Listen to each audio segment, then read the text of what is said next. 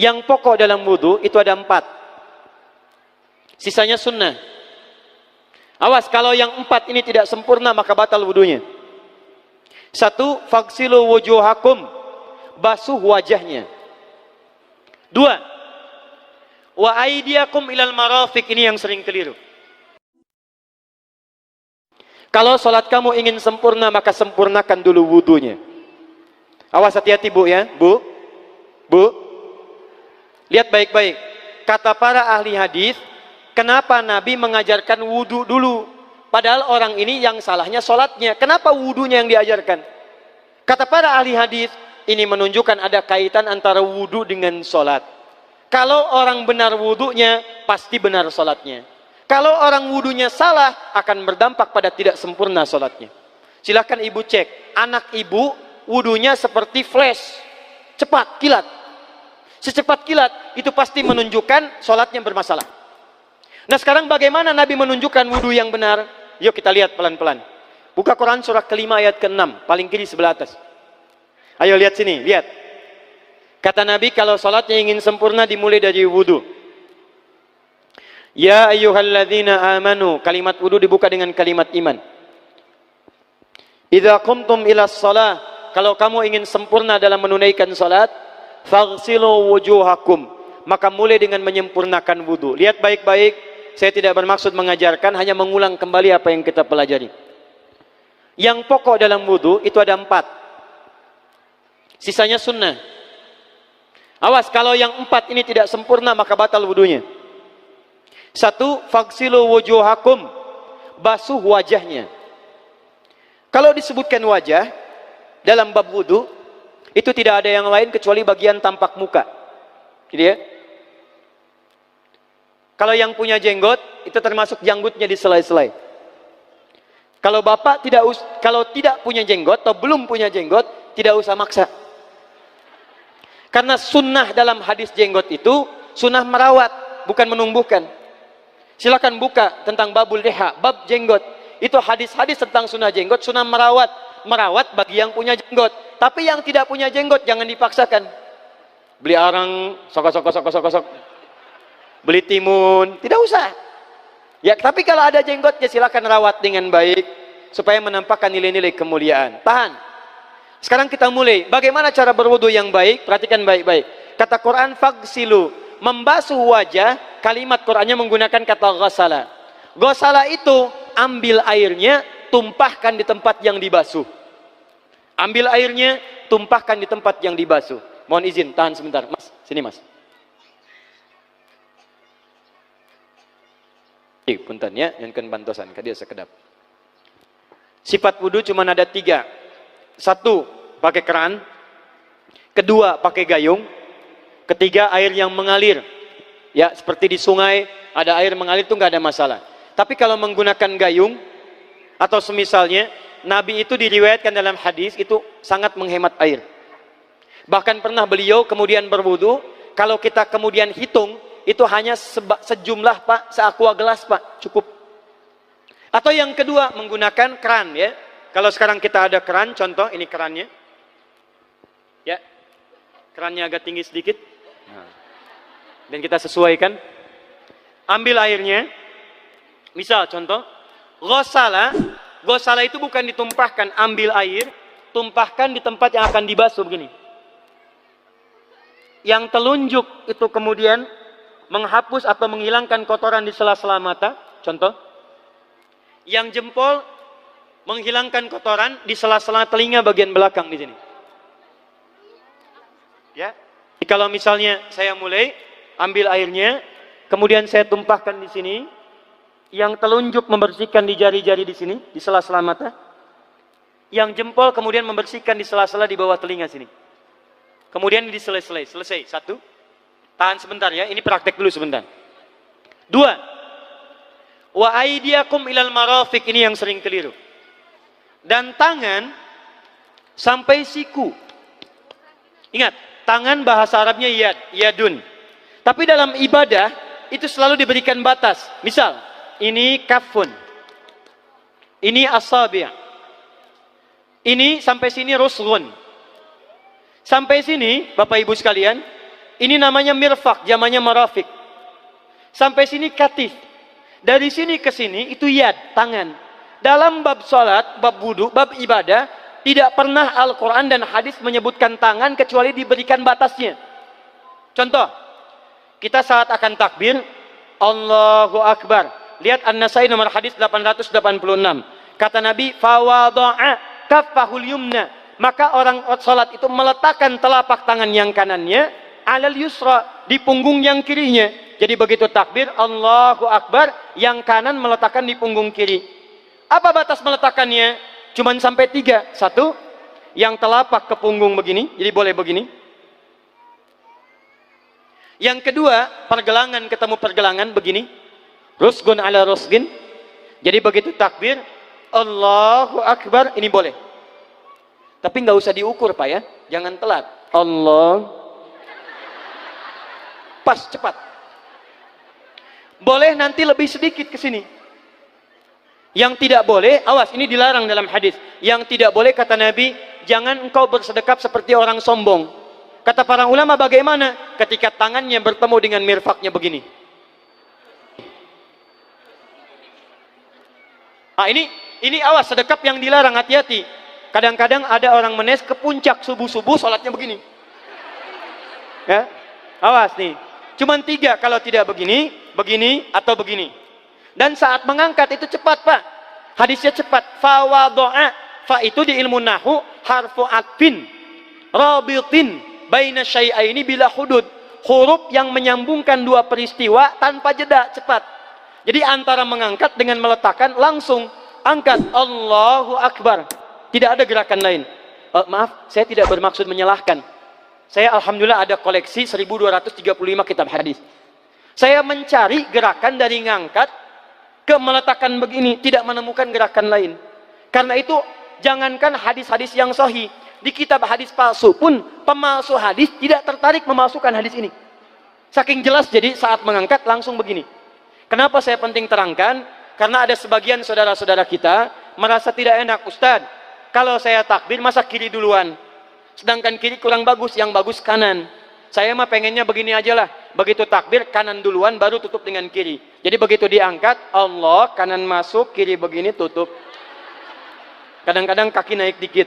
Nah, itu maaf, saya tidak bermaksud menyalahkan, tapi saya belum menemukan hadisnya. Dan pemalsu hadis pun tidak tertarik memalsukan hadis ini karena saking jelasnya angkat tutup. Jelas ya? Nah, sekarang lihat sini. Dalam bab wudu, bahasa Qur'annya mengatakan wa aidiakum ilal marafiq, dari tangan sampai siku. Ila dalam ilmu nahu harful ghayah, huruf yang menunjuk pada tujuan, batas dari ke. Ana minal an sa'adhab min Menes ila Bekasi. Saya setelah ini akan pergi dari Menes ke Bekasi. Jadi saya berangkat dari mana? Menes. Tujuannya kemana? Bekasi. Tujuan dalam bahasa Arab menggunakan ila, harfu ghayah. Dari Menes ke Bekasi. Menes ila Bekasi. Dalam wudu, lihat. Aidiakum ilal marafiq, ila sampai siku. Bukan dari siku ke tangan. Jadi saat kita mengambil air wudu, ambil airnya, tumpahkan dari sini ilal marafiq sampai ke siku ke sini. Balikan lagi ke depan. Jadi bukan kerannya dibeginikan, sikunya dibeginikan, takut, bukan. Jadi bukan siku diteruskan ke bawah. Yang tepat itu ambil airnya, kemudian basuh dari sini sampai dengan ke sikunya. Hati-hati, ini ada maknanya. Dan jika benar di hadis Muslim, jika orang wudunya benar seperti ini, maka bersamaan dengan jatuhnya air wudu itu, jatuh pula dosa-dosa dan kotoran yang melekat pada anggota tubuhnya. Tidak cukup dengan amin, nanti kita lihat dulu. Teruskan, saya baru caranya dulu nih. Awas. 3. Wamsahu biru'usikum. Wamsahu, lihat. Untuk wajah pakai gosala, basuh. Tangan gosala, basuh. Tapi ketika berpindah pada yang ketiga, wamsahu, berubah jadi masaha. Tahan sebentar ya. Calik. Duduk sini aja. Lihat sini. Ya, pilih. Duduk di sini atau ngapus. Sudahlah. Datang sendiri, nulis sendiri, ngapus sendiri, luar biasa. Cuman di menes ini. Ini awas, ini penting ini Bu ya, penting. Saking pentingnya susah dihapusnya tuh. Dah sini aja. Masaha. Masaha. Sudah. Masaha artinya mengusap. Kalau yang tadi membasuh, kalau masaha mengusap. Jadi yang ketiga ini tidak usah dibasuh. Jangan tumpahkan air di tempatnya, tumpahkan airnya kemudian usap tempatnya. Pertama, wamsahu biru'usikum. Masya Allah, kata Allah, bagian ketiga usap kepalanya. Awas, hati-hati. Tangan selesai pindah kemana? Bukan ke rambut, tapi kepala. Jadi dalam bab wudu yang diusap bukan rambutnya, kepalanya. Itulah keadilan Allah. Kalau yang diusap kepalanya, semua manusia yang hidup pasti punya kepala. Tapi kalau yang diusap rambutnya, ada ketidakadilan. Karena tidak semua orang punya kepala, punya rambut. Tuh. Nah sekarang lihat sini. Ketika kita diminta mengusap kepala, bahasanya masaha. Masaha itu begini. Ini saya punten. Bismillah. Ini ya. Ambil airnya, tumpahkan, baru kemudian diusapkan ke kepalanya. Paham ya? Kalau yang gosala, ambil, tumpahkan di tempat yang akan dibasuh. Tapi kalau masaha, hati-hati. Ambil airnya, tumpahkan, baru diusap. Jadi bukan diambil air, tumpahkan di kepala begini. Paham? Tahan sebentar. Dan ini menggunakan huruf ba, Masya Allah. Ba, lihat, wajah tidak pakai ba. Tangan tidak pakai ba. Tapi khusus untuk kepala, pakai ba. Wamsahu bi. Huruf ba dalam ilmu nahu. Coba dibuka yang suka ngaji, buka kitab Bughnil Labib an Kutubil A'arib halaman 29 sampai dengan 59. Di situ ada penjelasan karya Ibnu Hisham Al-Ansari. Ibnu Hisham Al-Ansari. Itu ada penjelasan tentang makna huruf ba. Huruf ba itu punya 14 arti dalam bahasa Arab. Ada ilsaq, ada istighraq, ada muhabah, ada ba li tab'id. Ba li tab'id dibagi dua. Tab'id ma'al hudud wa tab'id bila hudud. Nah yang ba ini, kenapa pakai ba? Kata para ulama dari huruf ba yang 14 ini, ada 3 makna yang diterapkan dalam ayat wudu. Satu, istighraq. Istighraq itu membasuh keseluruhan. Jadi kalau kita ingin wudu, ambil airnya tumpahkan, basuh keseluruhan dari depan sampai ke belakang begini. Balikan lagi. Yang kedua, at-tab'id ma'at tahdid. Sebagian tapi dengan batas. Kata Imam Asy-Syafi'i, di mana batasnya ubun-ubun?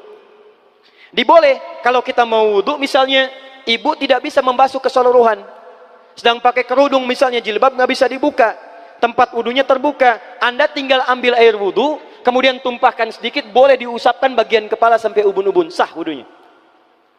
3, at-tab'id min duni tahdid. Sepanjang disebut bagian kepala, masuk kepala nggak ada batas. Ini kepala bukan? Ini kepala? Ini kepala? Jadi kalau Anda berwudu mengusap bagian kepala, itu sudah sah walaupun bagian tertentu diusap di kepalanya. Kapan ini dipraktekkan? Kata Imam Malik, kata Imam Abu Hanifah, ini dipraktekkan kalau seorang memiliki satu sakit di kepalanya yang tidak memungkinkan dibasuh keseluruhan. Misal, mohon maaf, ya ada orang misalnya, mohon maaf ya, tiba-tiba sedang jalan di kebun, tuh jatuh duren. Anak duren ya, jangan durennya yang besar. Tiba-tiba nimpa misalnya. Duren teh bahasa rangatnya kadu, Bu, ya. Kadupak, kaduhung, ya, dan seterusnya. Kadu. Nimpa kepalanya, bocor misalnya. Kemudian dalam bocor itu diperban, kata dokter tidak boleh kena air. Saat bagian kepala yang tidak boleh kena air itu, bukan berarti wudunya kemudian bisa batal atau boleh tayamum karena tidak bisa mengusap kepala. Kata para ulama, boleh dia mengusap bagian kepala yang lain yang tidak terluka. Itulah kenapa Allah memberikan huruf ba di sini untuk kemudahan bagi kita dalam menunaikan wudu. Tapi pastinya yang dibasuh kepalanya bukan rambutnya. Jadi kalau ada laki-laki sudah dandan, sisiran, rapi, tiba-tiba keran dibuka, yang diusap cuma rambutnya, ulak. Itu batal wudunya. Tidak sah. Harus diulang. Terakhir kaki. Kaki dibasuh sampai dengan bagian mata kakinya, dan ini tidak perlu saya terangkan karena mudah bagi kita untuk mempraktekannya. Tapi yang ingin saya jelaskan satu ini saja. Perhatikan baik-baik. Yang 4 ini wajib wudu. Tambahannya sunnah.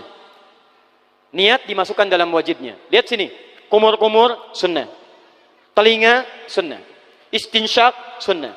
Yang 4 ini wajib. Tapi terlepas dari wajib dan sunnahnya, perhatikan baik-baik.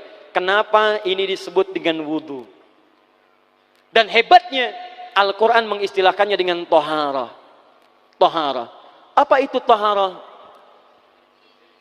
Apa itu suci? Toharah. Apa itu toharah? Suci. Apa itu suci? Toharah. Ada toharah, ada nadhafah, itu beda. Kalau nadhafah, bersih luarnya, tapi belum tentu bersih dalamnya.